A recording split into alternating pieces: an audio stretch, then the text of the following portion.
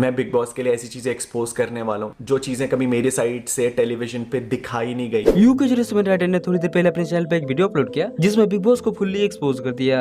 आप देखिए। बहुत सारी चीजें ऐसी भी मेरे साथ जो कभी टेलीकास्ट ही नहीं करी गई। उस घर के अंदर मैंने इतनी चीजें सही थी ना कि मैं बस अपने आप को समेटता ही रह गया। सबसे बड़ी चीज जो मेरे साथ हुई थी वो ये हुई थी कि कहीं ना कहीं उस शो में ना मेरी कम्युनिटी, मेरी ब्रो सेना को लेकर के एक मजाक बनाया जा रहा था एंड उस चीज से मैं बहुत ज्यादा डिप्रेस्ड हो रहा था क्योंकि आज जो लोग मुझे देख पा रहे ना वो कहीं ना कहीं मेरे कमाए हुए लोग थे। एंड मैं जब बिग बॉस में पहुंचा था ना एंड ब्रो सेना मेरे लिए वो लोग थे जिन्होंने मुझे अनुराग डोभाल से बाबू भैया बनाया था। वो लड़का जो महीने के 300 रुपए कमाता था, एक नॉर्मल मोबाइल की स्क्रीन में आता था, उसे टीवी तक पहुंचाया था। तो उन लोगों का मजाक मैं नेशनल टेलीविजन पे नहीं सुन सकता था। मेरे को कन्फेशन रूम में बुलाया गया, मैं बहुत परेशान था। मैंने हम्बली बिग बॉस को रिक्वेस्ट करके बोला कि बिग बॉस प्लीज आपको गेम के रिगार्डिंग कोई भी फीडबैक देना है, आप मेरे रिगार्डिंग फीडबैक दे सकते हैं, बट प्लीज मेरी कम्युनिटी को इसमें इंक्लूड मत करिए। एंड मैंने यही चीज बिग बॉस के सामने रखी एंड यही चीज मैंने सलमान सर के सामने रखी कि एटलीस्ट कि प्लीज मेरी कम्युनिटी का मजाक मत बनाइए। क्योंकि ब्रो सेना के साथ ना मैं बहुत ज्यादा इमोशनली कनेक्टेड था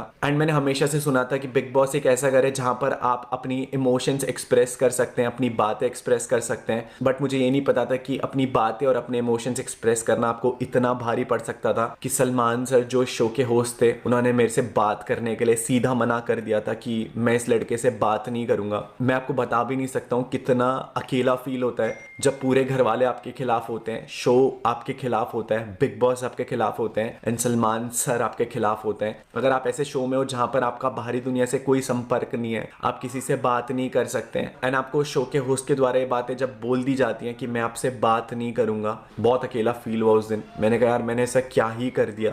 मैं बस अपने लोगों का स्टैंड ले रहा था, मैं एक रेपुटेशन के साथ अंदर गया था। मैं बस अपनी सेल्फ रेपुटेशन, अपने ब्रो सेना की, अपने माँ बाप की सेल्फ रेपुटेशन की भीख मांग रहा था कि आपको कोई भी फीडबैक देना है आप मुझे वो फीडबैक दे दें, बट मेरी ब्रो सेना का मजाक ना बनाए। मैं बिग बॉस के लिए ऐसी चीजें एक्सपोज करने वाला हूँ जो चीजें कभी मेरे साइड से टेलीविजन पे दिखाई नहीं गई। आपको याद होगा अंकिता जी और विक्की भाई की मम्मियों को उस शो पर बुलाया था, तो उनको ना एक्टिविटी एरिया में बुलाया था और पूरे घर वालों को ये बात पता ही नहीं चली थी। जब वो दोनों एक्टिविटी एरिया से बाहर आ गए थे ना तो उन्होंने भी नहीं बताया कि हमारी मम्मियों से, घर वालों से बात हो गई थी। मैं शो पर जितना परेशान चल रहा था ना, मेरे को यह था यार काश मेरे घर वालों को भी बुला देते तो मुझे कहीं ना कहीं वो मोटिवेशन मिल जाता, क्योंकि मैं हर दिन उस शो में डिप्रेस ही होता चले जा रहा था। सलमान सर मेरे से नाराज थे, बॉस मेरे को हर एक चीज पे टोक रहे थे, कहीं बिग बॉस मेरे को हर एक चीज पे टोक रहे थे। एंड यहाँ पर आता है पहला हाफ इंफॉर्मेशन का इंसिडेंट जो कभी ऑन एयर हुआ ही नहीं। बिग बॉस ने मेरे से शो के अंदर एक बहुत बड़ा झूठ बोला। उस दिन नॉमिनेशन टास्क था, मुझे याद था, एंड उस दिन मुझे बिग बॉस ने एक चीज बोली कि हमने आपके घर वालों को शो पर बुलाया था आपको मोटिवेट करने के लिए,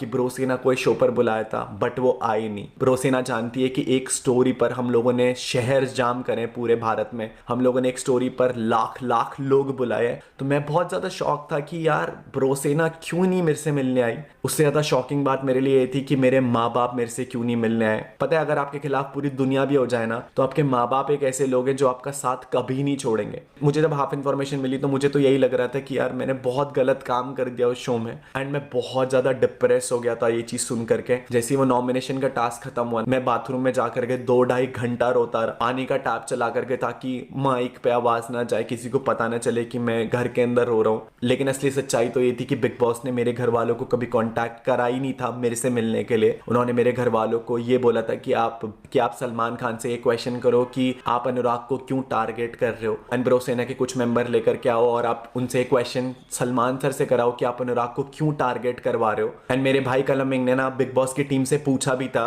कि क्या आप हमें अनुराग से बात करने का मौका देंगे, क्या आप अनुराग से हमारी बात करवा देंगे। तो बिग बॉस ने ना साफ मना कर दिया था कि हम आपको अनुराग से बात करने नहीं देंगे। एक झूठ मेरे को बोला गया, एक झूठ मेरी फैमिली को बोला गया और एक झूठ नेशनल टेलीविजन पे दिखाया गया कि मेरे घर वाले कभी मेरे से मिलने आए नहीं। पूरे सीजन मुझे ना लोग बस यही चिढ़ाते रह गए उस घर में कि तेरे घर वाले तेरे से मिलने नहीं आए, तेरी ब्रो सेना तेरे से मिलने नहीं आई। मैं हमेशा ना मन ही मन ये सोचता रहता था कि यार ये सब झूठ है। मुझे पता है मेरी ब्रो सेना हमेशा मेरे लिए खड़ी रही है बाहर हर एक पॉइंट पर। मेरी जिंदगी का लो पॉइंट था ना, ये पहला लो पॉइंट नहीं था मेरी जिंदगी का।